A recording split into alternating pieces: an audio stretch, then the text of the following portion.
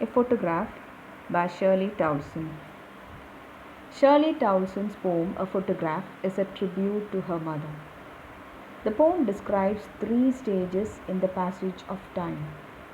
In the first stage, the photograph shows the poet's mother standing at the beach enjoying her holiday with her two girl cousins. She was around 12 years old at that time. The second stage takes us 20 or 30 years later. The mother would laugh at the way she and her girl cousins were dressed up for the beach holiday. And in the third stanza, the poet remembers the dead mother with a heavy heart. The photograph revives a nostalgic feeling in the poet. Before going to the poetry, let me introduce to you Shirley Towson, the poet. Shirley Towson was born on 20th May 1924 in England. She is a writer, editor, came under the influence of Celtic Christianity. Towson, in this poem, A Photograph, describes the emotion felt as she remembered the story behind the image and what it means to the poet. Now, children, I would like to request you all to open your textbook and read the poetry as I am explaining the lines. I'll give you the stanza-wise explanation of the poetry. Stanza 1. The cardboard showed me how it was when the two girl cousins went paddling, each one holding one of my mother's hand, and she the big girl some 12 years or so. First, I'll give you the meanings of difficult words.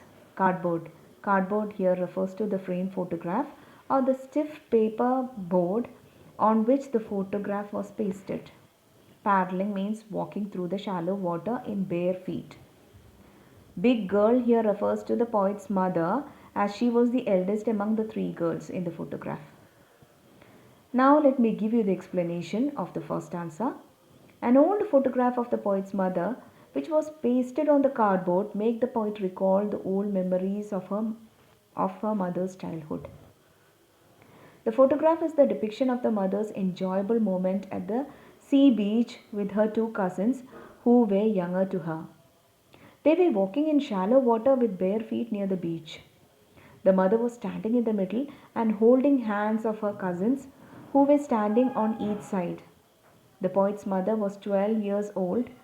It shows that the photograph was very old, but the poet has kept it very carefully as it reminded her of the sweet memories of her mother's childhood. The photograph also indicates how enjoyable her mother's childhood was. So in the first stanza we have seen the poet's mother's childhood. The poet is looking at the childhood photograph of her mother and she is recollecting that she's reminiscing her mother. We'll see that the poet's mother was only 12 years old in the photograph and she was looking very beautiful. She was standing in the middle. She's the big girl, some 12 years or so. Stanza 2. All the three stood to smile through the hair at the uncle with the camera. My mother's, a sweet face, my mother's that was before I was born, and the sea which appears to have changed less washed their terribly transient feet. Now I'll give you the meanings of difficult words here. Still means without moving or shaking. Smile through. Smiling face could be seen through their hair which was flying over their faces. Terribly means extremely. Transient means temporary, lasting only for a short time. Explanation of the stanza. The photograph shows that all the three girls, the poet's mother and her two cousins, stood still and smiled at the camera when their uncle clicked the photograph at the beach. Who took the photograph of mother's sea holiday? Mother's uncle. As the weather was windy at that time, the hair was flying over their faces, smiling faces. The expression on the face of the poet's mother and her cousins was that of happiness and enjoyment. The mother was looking very pretty at that time and the photograph was taken long ago. Now everything has changed since then. Mother has grown up. Mother has grown up, she was dead, and the poet was reviving her memories. The only thing that has remains unchanged is the sea, which was washing the feet of the three girls. So what remains unchanged? The sea that was washing the that has washing the feet of the three girls. Maybe the footprints that has left away by the three girls in the on the beach side has been washed away by the waves. So here the poet is trying to bring a very important idea, that is about the transience of human life. He tries to mention about the transience of human life. The poet mentions the word transient indicates the ever changing lives of human beings as well as the shortness of their stay in this world.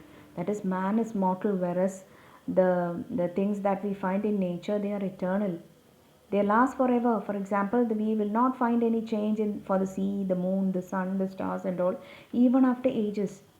The girl's life changed drastically now. Now she is a grown up girl.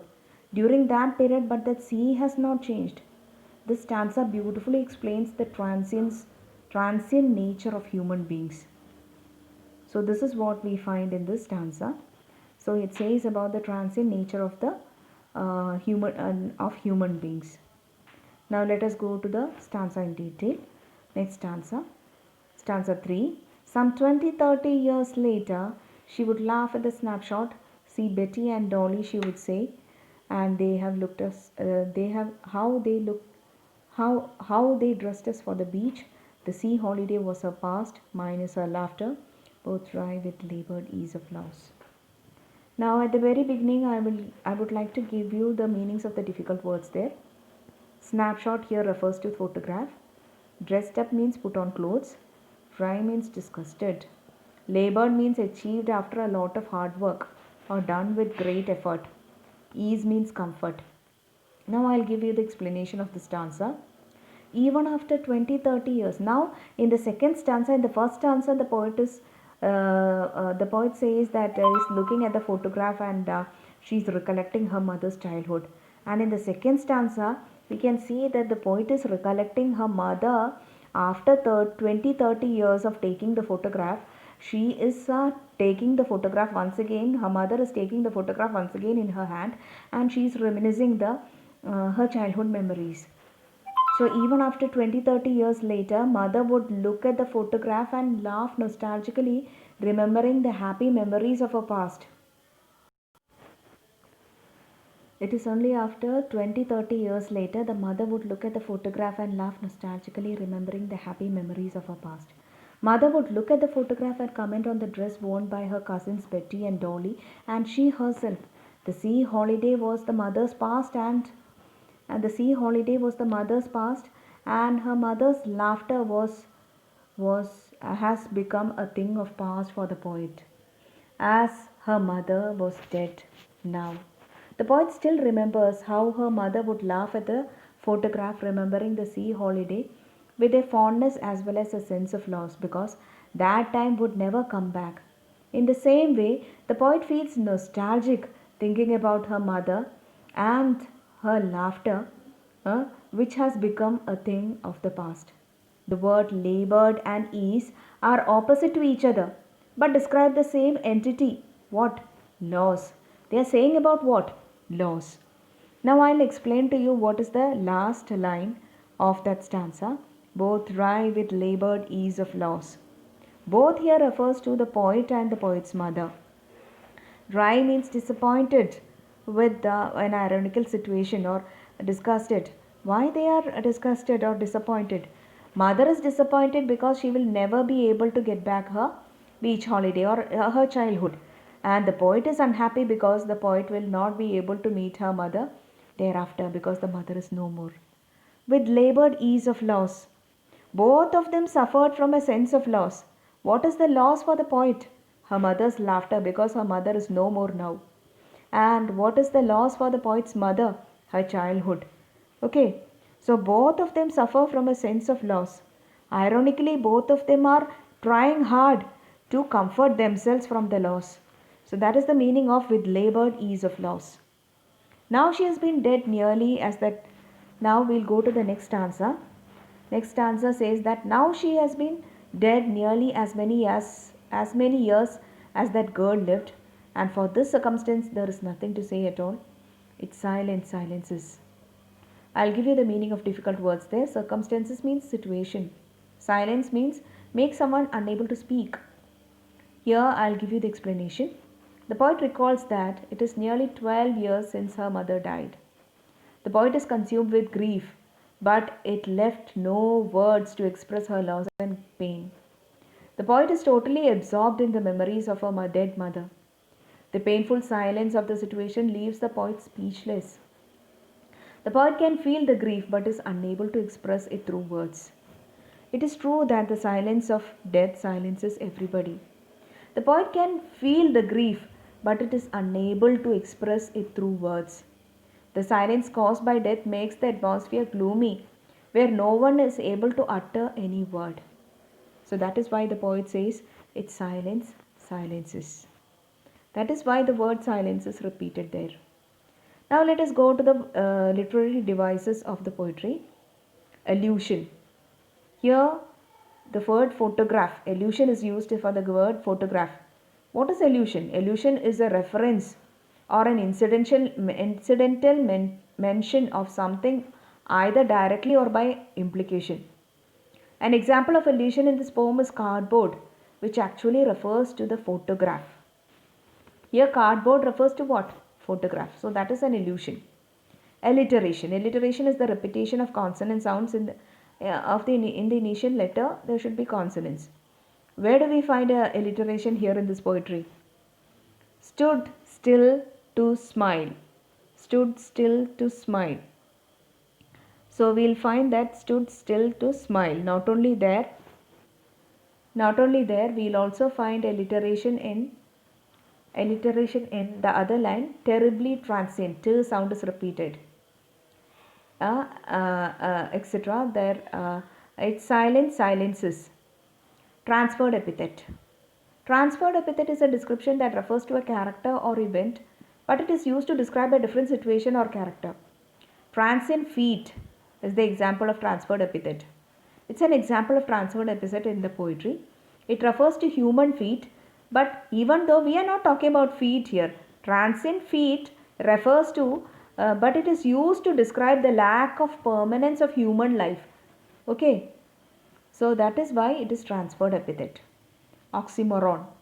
Oxymoron is the literary device that we find two opposite ideas that are joined to create an effect. Labored ease.